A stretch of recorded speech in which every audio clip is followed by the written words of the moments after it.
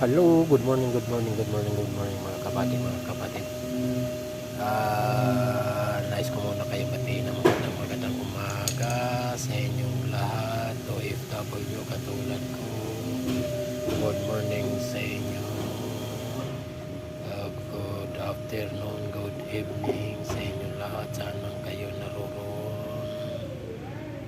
Sana'y nasa mabuti kayong kalagayan.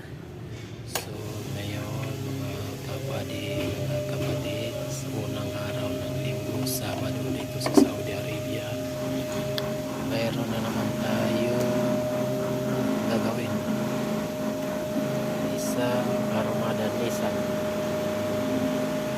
replace cooling coil. Yan ang kinatay ng mga kapatid. So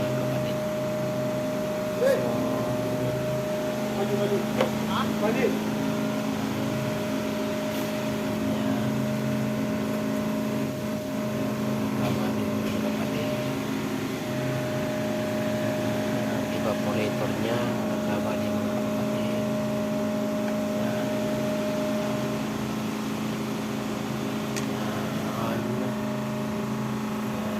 Pinagalas dahil nilinisin yung housing bago salpak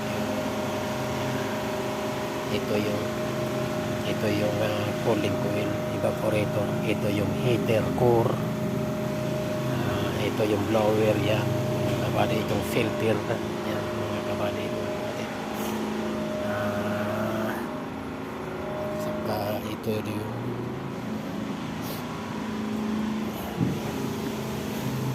yung unit mga kabady, ito yung unit Nissan Armada mga kabady, ito yung unit yan.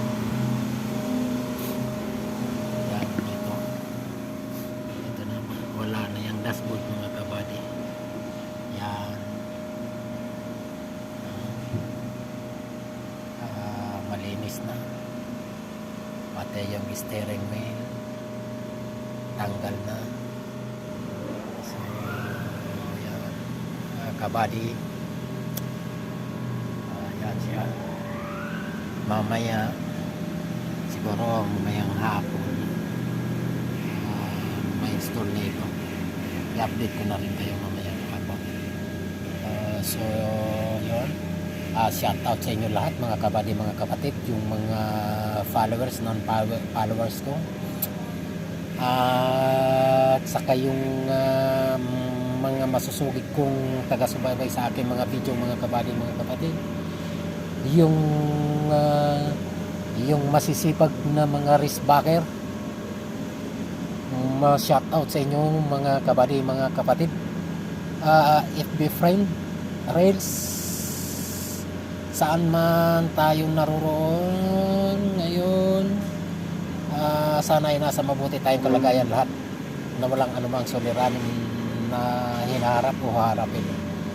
At